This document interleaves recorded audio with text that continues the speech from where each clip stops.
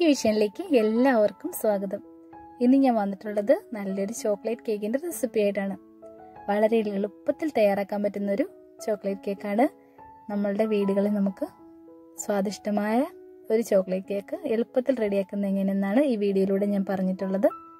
Video ഇഷ്ടമായിട്ടുണ്ടെങ്കിൽ like ചെയ്യുവാനും ചാനലൊന്ന് സബ്സ്ക്രൈബ് ചെയ്യുവാനും ഫ്രണ്ട്സിനും ഫാമിലിക്കും ഒക്കെ ആയിട്ടൊന്ന് ഷെയർ ചെയ്ത് കൊടുക്കുവാനും ആരും മടിക്കരുതേ. ഈ കേക്ക് തന്നെ നമുക്ക് ബ്ലാക്ക് ഫോറസ്റ്റ് കേക്കിന്റെ ബേസ് ആയിട്ടും ഉപയോഗിക്കാം. അപ്പോൾ അതിലേക്ക് ആദ്യമായിട്ട് നമുക്ക് ഡ്രൈ ഇൻഗ്രീഡിയൻസ് ഒന്ന് അരിച്ചു വെക്കാം. ഞാനിവിടെ 2 കപ്പ് മൈദ എടുക്കുന്നുണ്ട്. ഒരു 1 കിലോയ്ക്ക് മുകളിലുള്ളൊരു കേക്കാണ് എനിക്ക് കിട്ടിയത്. അപ്പം നമുക്ക് 2 കപ്പ് മൈദ എടുക്കാം. അതിലേക്ക് ഞാനിവിടെ 1/2 കപ്പ് കൊക്കോ പൗഡർ ചേർത്ത് കൊടുക്കുന്നുണ്ട്. കൊക്കോ പൗഡർ നല്ല ഡാർക്ക് കൊക്കോ പൗഡർ ചേർത്ത് കൊടുത്താൽ നല്ലൊരു കളറായിരിക്കും നമ്മളുടെ ചോക്ലേറ്റ് കേക്കിന്. പിന്നെ ചേർത്ത് കൊടുക്കുന്നത് ബേക്കിംഗ് പൗഡർ ആണ്. 1 ടീസ്പൂൺ ബേക്കിംഗ് പൗഡർ ചേർത്ത് കൊടുക്കാം. പിന്നെ ചേർത്തിരിക്കുന്നത് ബേക്കിംഗ് സോഡയാണ്. 1/2 ടീസ്പൂൺ ബേക്കിംഗ് സോഡ, 1/4 ടീസ്പൂൺ ഉപ്പും കൂടി ചേർത്ത് കൊടുക്കാം. ഇനി ഇത് നമുക്ക് നന്നായിട്ടൊന്ന് മിക്സ് ചെയ്തെടുക്കണം. ഞാനിവിടെ അരിപ്പയിൽ നന്നായിട്ട് അരിച്ചാണ് എടുക്കുന്നത്. നമ്മൾ ഈ മിക്സിങ് നന്നായിട്ട് നടത്തിയാലാണ് നമ്മളുടെ കേക്കിന് നല്ല സോഫ്റ്റ് ആയിട്ട് കിട്ടത്തുള്ളൂ. അപ്പം നിങ്ങൾ നല്ല ഒരു 4 വട്ടമെങ്കിലും അരിക്കുന്നത് നന്നായിരിക്കും. ഞാനിവിടെ നന്നായിട്ട് 4 വട്ടം അരിച്ച് റെഡിയാക്കി എടുത്തിട്ടുണ്ട്. ഇനി നമുക്ക് അത് മാറ്റി വെക്കാം. ബാക്കിയുള്ള ചേരുവകളെല്ലാം എന്തെല്ലാമാണെന്ന് നോക്കാം. പിന്നെ ഞാനിവിടെ എടുത്തിരിക്കുന്നത് 1/2 കപ്പ് മെൽറ്റഡ് ബട്ടർ എടുത്തിട്ടുണ്ട്. റൂം ടെമ്പറേച്ചറിലുള്ള നന്നായിട്ട് മെൽറ്റായ ബട്ടർ വേണം എടുക്കാനായിട്ട്. 1 കപ്പ് ഷുഗർ വേണം. പിന്നെ എടുത്തിരിക്കുന്നത് വാനില എസൻസ് ആണ്. അത് 1 ടീസ്പൂൺ ചേർത്ത് കൊടുക്കാം. ഞാനിവിടെ ഫ്രൂട്ടോമാൻസിന്റെ വാനില എസൻസ് ആണ് എടുത്തിരിക്കുന്നത്. പിന്നെ എടുത്തിരിക്കുന്നത് മുട്ടയാണ്. 6 കോഴിമുട്ട എടുത്തിട്ടുണ്ട്. അതും നമ്മളുടെ റൂം ടെമ്പറേച്ചറിലുള്ളതാകാൻ ശ്രദ്ധിക്കുക. പിന്നെ എടുത്തിരിക്കുന്നത് പാലാണ്. പാല് നമുക്ക് ആ ഒരു കൺസിസ്റ്റൻസി റെഡിയാക്കാൻ വേണ്ടിയിട്ട് മാത്രം ചേർത്ത് കൊടുത്താൽ മതിയാകും. അപ്പോൾ ഒരു 4 ടേബിൾ സ്പൂൺ പാലൊക്കെ ഞാൻ ഇതിന് വേണ്ടിയിട്ട് എടുത്തിട്ടുണ്ട്.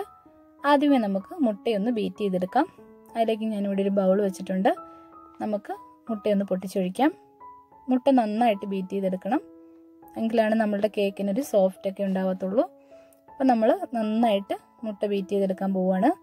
മുട്ടയെല്ലാം നന്നായിട്ട് ബീറ്റ് ചെയ്തെടുത്തതിന് ശേഷം നമുക്ക് ബാക്കിയുള്ള കാര്യങ്ങൾ നോക്കാം. നിങ്ങൾ ഒരു ഹാൻഡ് വിസ്ക് ഉപയോഗിച്ച് വേണമെങ്കിലും ബീറ്റ് ചെയ്യാം. പക്ഷെ നന്നായിട്ട് ചെയ്യണം, നന്നായിട്ട് പതഞ്ഞ് വരണം. എങ്കിൽ മാത്രമേ നമ്മൾ ഉദ്ദേശിക്കുന്ന ആ ഒരു ടേസ്റ്റ് നമ്മളുടെ കേക്കിന് കിട്ടത്തുള്ളൂ, സോഫ്റ്റ്നെസ് ഒക്കെ കിട്ടത്തുള്ളൂ. അപ്പം ഞാനിവിടെ നന്നായിട്ട് ബീറ്റ് ചെയ്ത് കൊടുക്കുന്നുണ്ട്. ഈ സമയത്ത് നമുക്ക് നമ്മളുടെ എടുത്തു വെച്ചിരിക്കുന്ന ഷുഗറും കൂടി ചേർത്ത് കൊടുക്കാം.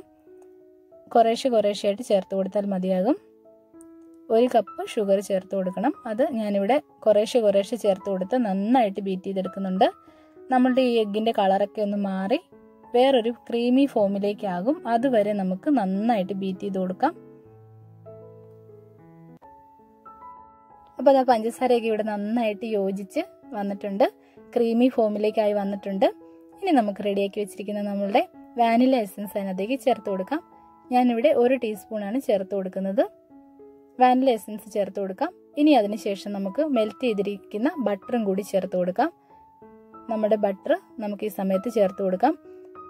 ഈ സമയത്ത് ബട്ടർ ചേർക്കുന്നില്ല എന്നുണ്ടെങ്കിൽ നമുക്ക് സൺഫ്ലവർ ഓയിൽ ഉപയോഗിക്കാം. യാതൊരു പ്രോബ്ലവും ഇല്ല. ഏതെങ്കിലും വെജിറ്റബിൾ ഓയിൽ ഉപയോഗിക്കാം. അപ്പോഴും നമ്മളുടെ കേക്ക് നല്ല ടേസ്റ്റി ആയിട്ട് തന്നെ കിട്ടും. ഞാനിവിടെ കുറച്ച് ബട്ടർ ചേർത്തു എന്ന് മാത്രമേ ഉള്ളൂ. ഇനി നമുക്ക് ചെറുതായിട്ടൊന്ന് ബീറ്റ് ചെയ്ത് കൊടുക്കാം. അതൊന്ന് മിക്സായി വരാൻ വേണ്ടി മാത്രം ചെയ്ത് കൊടുത്താൽ മതിയാകും. ഇപ്പം ഞാനിവിടെ എല്ലാം റെഡിയാക്കി വെച്ചിട്ടുണ്ട്. ഇനി നമുക്ക് നമ്മുടെ പൊടികളെല്ലാം കൂടി ചേർത്ത് ഒന്ന് മിക്സ് ചെയ്ത് കൊടുക്കാം ഇതിനകത്തേക്ക്. അതിലേക്ക് ഞാനൊരു ബൗളിലേക്ക് ഇത് ഒഴിച്ചു കൊടുത്തിട്ടുണ്ട്. ഇനി നമുക്ക് നമ്മുടെ പൊടികൾ ചേർത്ത് കൊടുക്കാം. പൊടി ചേർത്ത് കൊടുക്കുമ്പോൾ എല്ലാവരും ശ്രദ്ധിക്കുക. കുറേശ്ശെയായിട്ട് ഇങ്ങനെ ഫോൾഡ് ചെയ്ത് കൊടുക്കാനേ പാടുള്ളൂ. നമ്മൾ കേക്ക് ഉണ്ടാക്കുമ്പോൾ ഈ പൊടികൾ ചേർത്ത് മിക്സ് ചെയ്യുന്ന സമയത്ത് നമ്മൾ നല്ല കെയർഫുൾ ആയി തന്നെ കേക്കിന്റെ മിക്സിങ് റെഡിയാക്കാൻ നോക്കുക. കാരണം ഈ സമയത്ത് നമ്മൾ ഓവർ മിക്സ് ചെയ്ത് കൊടുത്തിട്ടുണ്ടെങ്കിൽ ആ ബാറ്റർ അങ്ങ് താന്നു പോകും. അപ്പം നമ്മൾ ഉദ്ദേശിച്ച ആ പെർഫെക്റ്റ് ആയിട്ടുള്ള ഒരു കേക്ക് നമുക്ക് കിട്ടത്തില്ല. അപ്പം നിങ്ങൾ മിക്സ് ചെയ്ത് കൊടുക്കുന്ന സമയത്ത് കുറച്ച് സമയം എടുത്ത് ഇതുപോലെ പൊടികൾ കുറേശ്ശെ ചേർത്ത് നന്നായിട്ട് യോജിപ്പിച്ചെടുക്കുക. അപ്പം നമുക്ക് നല്ല പെർഫെക്റ്റ് ആയിട്ടുള്ള കേക്ക് കിട്ടും. ഏത് കേക്ക് റെഡിയാക്കുമ്പോഴും ഈ മെത്തേഡ് തന്നെ ഫോളോ ചെയ്താൽ മതി. നിങ്ങൾക്കപ്പം നന്നായിട്ട് നമ്മുടെ വീടുകളിൽ തന്നെ നല്ല കേക്ക് ഉണ്ടാക്കാൻ പറ്റും. പിന്നെ ഞാനൊരു ടൊമാറ്റോ കേക്കിന്റെ റെസിപ്പി ഇട്ടിട്ടുണ്ട്. അപ്പോൾ ആ റെസിപ്പി കാണാത്തവരുണ്ടെങ്കിൽ ജസ്റ്റ് ഒന്ന് പോയി കണ്ടു നോക്കൂ. നല്ലൊരു കേക്കാണ്. വളരെ സോഫ്റ്റ് ആയിട്ടുള്ളൊരു ടൊമാറ്റോ വെച്ച് നമുക്ക് ചെയ്യാൻ പറ്റുന്നൊരു കേക്കായിരുന്നു അത്. ഇപ്പോൾ കാണാത്തവരുണ്ടെങ്കിൽ അതും കൂടി ഒന്ന് കണ്ടു നോക്കൂ. ഇതുപോലെ നമുക്ക് മിക്സ് ചെയ്ത് കൊടുക്കണം. നല്ല സമയമെടുത്ത് തന്നെ മിക്സ് ചെയ്യുക. അപ്പോൾ ഞാനിവിടെ എല്ലാം മിക്സ് ചെയ്ത് റെഡിയാക്കിയിട്ടുണ്ട്. നമ്മുടെ ബാറ്റർ കുറച്ച് തിക്കാണ്. അപ്പോൾ അതിലേക്ക് നമുക്കൊരു കുറച്ച് പാലും കൂടി ചേർത്ത് കൊടുക്കാം. ഞാനിവിടെ ഒരു 4 ടേബിൾ സ്പൂൺ പാല് ചേർത്ത് കൊടുക്കുന്നുണ്ട്. പാല് ഒരുപാട് ഒഴിച്ച് മിക്സ് ചെയ്യരുത്, അപ്പം നമ്മുടെ ബാറ്റർ ലൂസായി പോവും. കറക്റ്റ് ഒരു കൺസിസ്റ്റൻസിക്ക് എനിക്ക് 4 ടേബിൾ സ്പൂൺ പാലൊഴിച്ചപ്പം കറക്റ്റുള്ള കൺസിസ്റ്റൻസി കിട്ടി. അപ്പം നിങ്ങൾ പാലൊഴിച്ച് കൊടുക്കുമ്പോൾ ശ്രദ്ധിച്ച് മാത്രം ചെയ്യുക. ഇതുപോലെ നമുക്ക് ഫോൾഡ് ചെയ്ത് കൊടുക്കാം. അങ്ങനെ നമ്മളുടെ ബാറ്റർ ഇവിടെ നല്ല കറക്റ്റായിട്ടുള്ള ഫോമിലായി കിട്ടിയിട്ടുണ്ട്. ഇനി നമുക്ക് നമ്മളുടെ ബേക്കിംഗ് ട്രേ ഒക്കെ ശരിയാക്കണം. ഞാനിവിടെ ഓവനിൽ വെച്ചല്ല റെഡിയാക്കുന്നത്. ഞാനിവിടെ ഒരു പാനിൽ വെച്ചാണ് ഇത് ബേക്ക് ചെയ്തെടുക്കുന്നത്. അപ്പം നമുക്ക് അതെങ്ങനെയാണെന്നും കൂടി കണ്ടിട്ട് വരാം. ബാറ്റർ ഇവിടെ കറക്റ്റ് ഫോമിലായി വന്നിട്ടുണ്ട്. ഇതുപോലെ ആയിരിക്കണം നമുക്ക് കിട്ടേണ്ടത്. ഇനി നമുക്ക് നമ്മളുടെ പാൻ ഒന്ന് ചൂടാവാനായിട്ട് വെക്കാം. ഞാനിവിടെ നന്നായിട്ട് ഹൈ ഫ്ലെയിമിലാണ് പാൻ വെച്ച് കൊടുത്തിരിക്കുന്നത്. അതിനകത്തേക്ക് നമുക്ക് നന്നായിട്ട് ടൈറ്റ് ആയിട്ടിരിക്കുന്ന ഒരു മൂടിയും കൂടി വേണം. ഇനി ഞാൻ ഇതിനകത്തൊരു റിങ് ഇറക്കി വെക്കുന്നുണ്ട്. ഇതിൻ്റെ മുകളിലായിരിക്കണം നമ്മളുടെ കേക്ക് ടിൻ ഇറക്കി വെക്കേണ്ടത്. ഇനി നമുക്ക് നന്നായിട്ട് ചൂടാവട്ടെ. ആ സമയം കൊണ്ട് നമുക്ക് നമ്മളുടെ ബേക്കിംഗ് ട്രേക്കകത്തേക്ക് നമ്മളുടെ ബാറ്റർ ഒഴിച്ച് റെഡിയാക്കി എടുക്കാം. ഞാനിവിടെ 8 ഇഞ്ചിൻ്റെ ബേക്കിംഗ് ടിന്നാണ് എടുത്തിരിക്കുന്നത്. അതിൽ ബട്ടർ പേപ്പറൊക്കെ റെഡിയാക്കി വെച്ചിട്ടുണ്ട്. ഇനി നമുക്ക് നമ്മളുടെ ബാറ്റർ അതിനകത്തേക്ക് ഒഴിച്ചു കൊടുക്കാം. ബേക്കിംഗ് ടിന് വേണമെന്ന് യാതൊരു നിർബന്ധവും ഇല്ല. നമ്മളുടെ വീട്ടിലുള്ള ഏതെങ്കിലും ഈ ഒരു ഉയരമൊക്കെ ഉള്ള പാത്രങ്ങളിൽ നമുക്ക് കേക്ക് റെഡിയാക്കി എടുക്കാൻ പറ്റും. ഇനി ഇതുപോലെ ഇങ്ങനെ ഒന്ന് ടാപ്പ് ചെയ്ത് കൊടുക്കുക. അതിൻ്റെ എയർ ബബിൾസ് ഒക്കെ പോകാനായിട്ടാണ് ഇങ്ങനെ ചെയ്യുന്നത്.